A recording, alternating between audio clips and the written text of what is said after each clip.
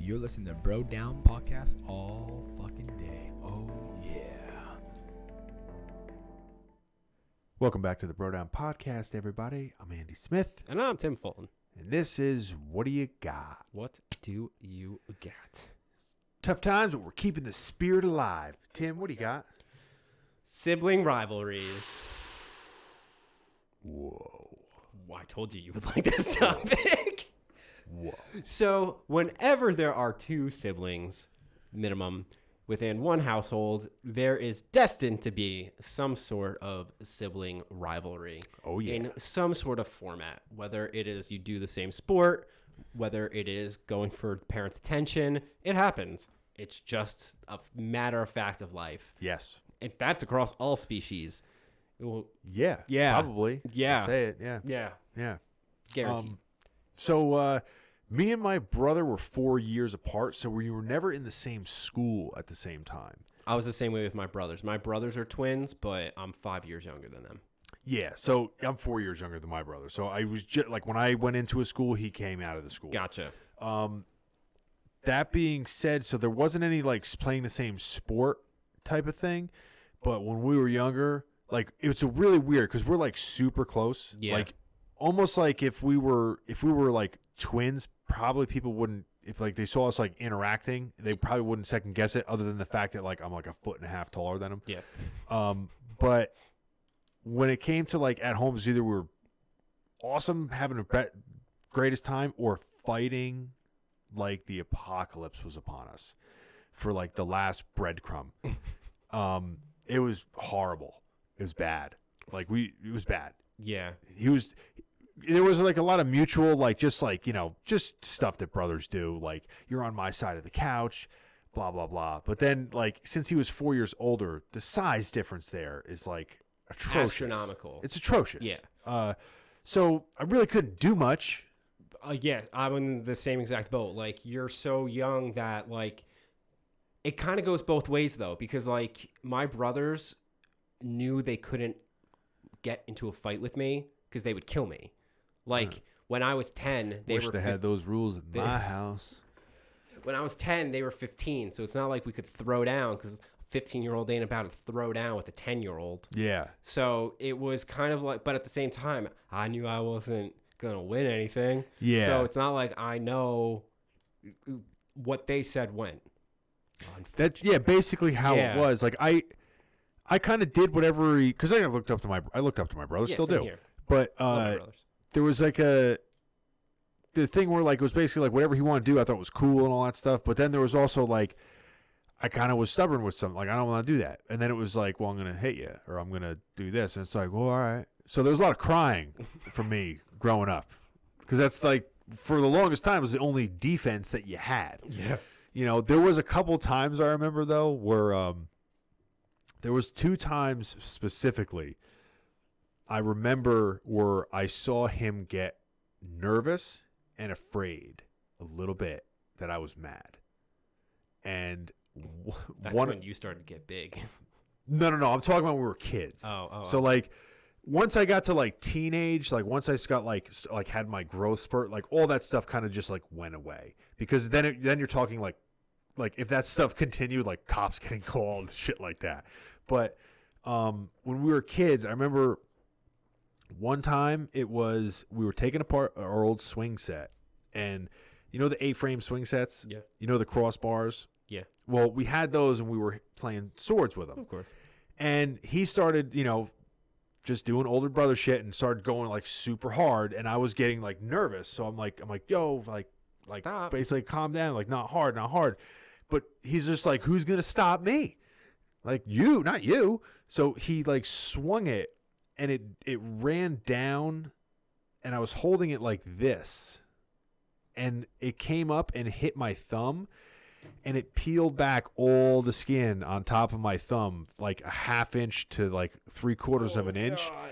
And I remember I grabbed my hand and I looked at it and I just see this big hunk of meat hanging off of it. And I remember like something like, because normally I would have just been like, whatever. But I was just like, and I looked at him and I'm like, and I just chased him. He fucking ran. He just ran in the house. And I was in the front, and I knew like that weird thing where it was like, oh, you went in the house. I'm not allowed to bring this inside.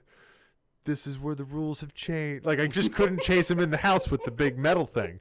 So I chased him, and he ran inside. I was like, Mom, he's going to hit me. He's going to hit me. So, like, it was kind of like a moral victory in a way where, like, I chased him. Yeah, like, yeah. You know what I mean? Yeah. So then I remember I had to dunk my hand in this bowl of ice because it would not stop bleeding. Yeah. Like, it was just bad. And then the other time, you remember kids used to have toys of like animals, sure, stuff like stuffed animals or like dinosaurs, like the hard plastic. Yeah. You remember like toy snakes? Yeah. It was basically an Indiana Jones whip for a kid that was shaped like a snake. Inevitably, kids were just going to start whipping shit with those rubber snakes. So we started, it's like, haha. So then he fucking had this black cobra. It was like this heavy, I think we got it from Disneyland. It was this heavy, probably toxic rubber because it was like falling apart. But it weighed like 3 pounds. And he started whipping it at me. And I just remember being like, dude, like, stop. And I remember I had this long green one, this green snake. And he whipped me across the back with it.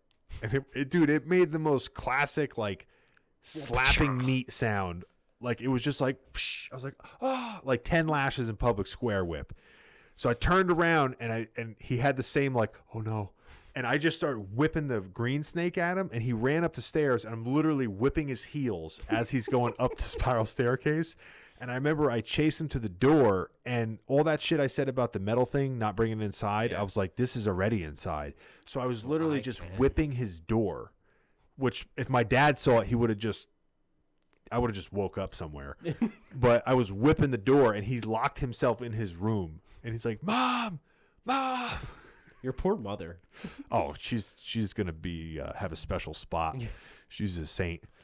But yeah. So what are some interesting? I just told 2 stories of fights. So you remember? So growing up, our middle school was grades 7 and 8, and our high school was up till 12. Okay. And they were across the street from each other. So when the buses picked everyone up, they picked both the middle schoolers up and the high schoolers up. My brothers were in senior year when I was in 7th grade. So they were allowed to drive to school, literally across the street. So I was like, can I get a ride with you guys? They would both take separate cars for some reason. My one brother said no, outright no. My other brother was like, yeah, sure, $50 a day. Dude, that was the thing. A day, which is no. Yeah, which is no. Which is no.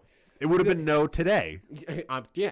So, dude, what is it about having a younger brother that he cannot be seen with you? I don't know what that is. But I know it. But I don't. I think it's a thing. I think that lasts for like a weird section in time. I was about to bring this up later. This was going to be a segue, but here we go. When did that change? So it was kind of weird because like growing up, like me and my brother were always together. And then when he started like having friends over and stuff like that, I was always kind of around because I would literally just do whatever they told me to do. Yeah.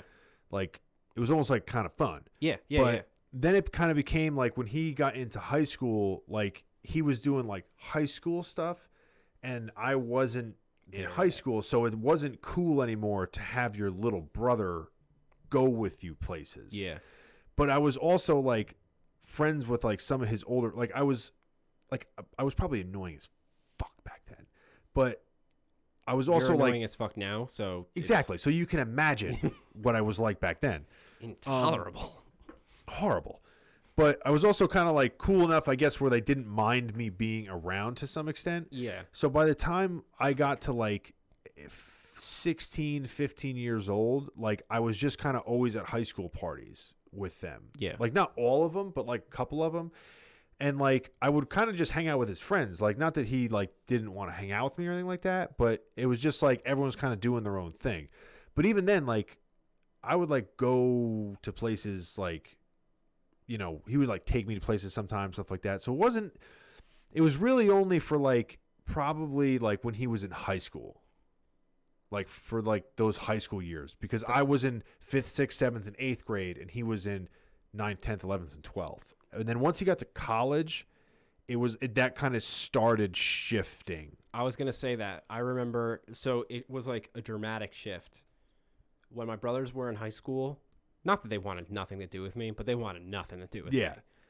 And then my brothers went to college, and I remember a specific weekend that my brother was home. And I guess it partly has to do with, like, they see you less, and there's not as much friends for them to have. So I remember my brother just being like, do you want to go to the movies? I was like, okay. Like, we just didn't do shit like that when we were younger. But, like, after that changed. It's weird because ever since then, I've been very close with both of my brothers. Yeah, I think there's a weird thing in high school when you're in middle school, no one treats you like an adult, and you have, like, friends, and everyone's kind of, like, doing whatever. When you get to high school, there's that weird transition where you're, like, half an adult. You start to realize that no one really gives a shit if you are in the group or not, kind of stuff. Like, people kind of, like, start having, like, this weird, like, cliquey type of behavior. Yeah. And a lot of kids don't know how to handle that. So the last thing they want to do is be uncool. And thinking that your little brother's going to say some dumb, unfunny shit is the last thing you want around your friends. So it is kind of like a weird, but then once you leave high school and you get into college, then there's like adults in college, like adults.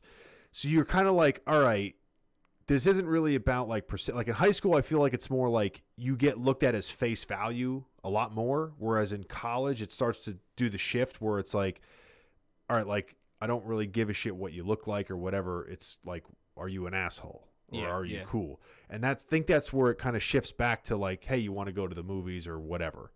Because it's not about that whole like perceived. It changes. Yeah. The whole dynamic changes. It's interesting. Yeah. Did you and your brothers fight a lot when you were kids? Not like you guys did. I mean, we would get into like fights, but like not nearly to the same pedigree. But we were still guys, boys. Yeah. So like I remember my brothers had friends over. And, like, we did this thing where we were on the trampoline, and I got to go first. Of course. You're the guinea pig. I'm the guinea pig. It's the youngest brother's me as first far job. down a sleeping bag as possible, and with pillows, just kicked the crap out of me, just hit me as much as possible. And I remember the second guy went, and he got all the way down. He's like, dude, I can't breathe in here. And the game was over. I'm like, what the fuck? I just went. Oh, yeah. Just went. Yeah, there was a lot of we'll check them later. Like we'll check them after. That is a thing with little. I say that like fights, but when you're a little brother by like a couple years, they're not fights. They're beatings. Like you really don't have. My brothers never beat me like that. I'll put it that way. Yeah, like I told two stories that like ended up kind of in my favor. I mean, I came out with a wound in both stories, so it wasn't really a victory. Moral. But most of them were kind of like we had a disagreement. I ended up crying.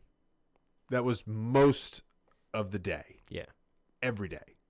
I wasn't the one who was... It never got to, like, that degree with me, but, like, if we would, like, play wrestle and stuff like that, I was the one being tossed around. Oh, yeah.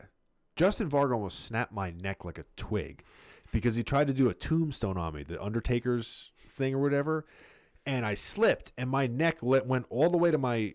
Like, my ear touched my shoulder. Yeah. And I couldn't move. And he was like, like, he did it on a cot, but one of those cots from, like, the Civil War where they were only, like, 2 inches thick. And it was, like, the first foam they ever invented. So it was, like, really squishy. And I just laid there. And I remember that was one of the distinct moments where I remember seeing fear on a kid's face where he thought I was dead and that made, or, like, paralyzed. And that made me nervous. And I was like, oh. He's like, you're okay. You're all right. You're all right. You're all right. I'm like, and you start doing that little nervous little kid laugh where like you're not really sure what's going on. But yeah, sibling rivalry. It's a real thing. Dude, thinking back to all the stupid shit we did, like the amount of times you remember the WWE, the Dudley brothers? They were 3D people. Yeah. We fucking mastered that. Granted, my role was to be a fucking limp ass motherfucker who got happened to him. You're the, what do they call them, workers, or the guy that just gets beat the fuck up? The grunt. I'm the grunt. Yeah. But like just shit like that. We like it is amazing that we lived. Yeah. Yeah. Right? Yeah. Like, I think if my nephews did that, like, no, stop. Why are you trying to kill yourselves? There is a weird thing. You're literally jumping, grabbing someone's neck, and then holding it as you fall down. Yeah, there is a weird like when I look back and I see how like things are now. Yeah. I feel like there was a lot less helicopter parenting because when we were kids, we kind of just got left alone outside. Yeah. Yeah. And if I saw kids left alone outside now, I'd be like, "Where are the parents?" Because it's so strange to see that. This day and age, yeah. I look at it the same way with animals because like when I was a kid, we had outside cats. I never thought that my cats were gonna get eaten or anything. I was just like, they live outside and then they come in when they're hungry. Yeah. Unless whatever. And we had like a dog house for like some of our dogs. Yeah. But it wasn't weird. But now if someone's like, yeah, I keep my dog in a dog house, people are like, you fucking murderer. Like, what do you mean you have an outside cat, you fucking pig? Dude, you're right though, because like, granted, I lived on a cul-de-sac growing up, so it was a little different. It's not like we had a lot of traffic. Yeah. But still, like, we would leave and then we would come back when it was time to eat food. Like, all day just running up and down our street. Our street was full of kids too, growing up. So like it was just full of kids. Yeah. I used to eat. We had this German neighbor growing up, and all you had to do was be at her house beyond a certain point, and she would feed you. Like there wouldn't be a question. Old school. She would be like, "Maki, Tim, dinner," and Maki. Yeah, Mark Van House. What's up, kid? But like we used to play it because you would stay at her house, she would feed you, and then you would go home and you'd be like, "Hi, Mom, time for dinner." It was great. Yeah, there was. I remember my one cat, Max. She would come home like she was an inside-outside cat, and we had like a hole cut in the garage where she could jump on a board to get inside. Yeah, and it was up high where like a raccoon couldn't jump on it. Only a cat could, so that like we didn't get coons in the garage. Yeah. So, but she would like come back with like an ear split in half and blood all over her head, and we were just like, "Oh, I got into a fight, huh, hon?" Good cat. Like there was never like, "Oh my God, we got to bring her to the vet." It was kind of like, "Hope it doesn't fall off." And it never did. It never did. Like, she was the coolest cat, the nicest cat, but she got into fights all the time. That's how she hangs. Yeah, but today, like, if a cat gets a scratch, you're like, is it going to get feline AIDS? Like, you got to bring it to the vet. That's no joke. My brother's cat has feline AIDS. Yeah. Whore. It smells so bad, too. That it's a sucks. rescue. All right, I think that about wraps it. We went wraps into it a up. Really weird-ass tangent. I like this one. I like this one, too. This was a good one. Like memories. Yeah. Tell us about your sibling rivalries and your history and all that other good shit. Don't forget to go to brodownpro.com. Get your brothers and sisters cool stuff from our store. Yeah. And thank them for all the beatings. Yeah. We'll catch you guys next time. Or apologize for all the beatings. Depending on your stance. Yeah. You're listening to Bro Down Podcast all fucking day. Oh, yeah.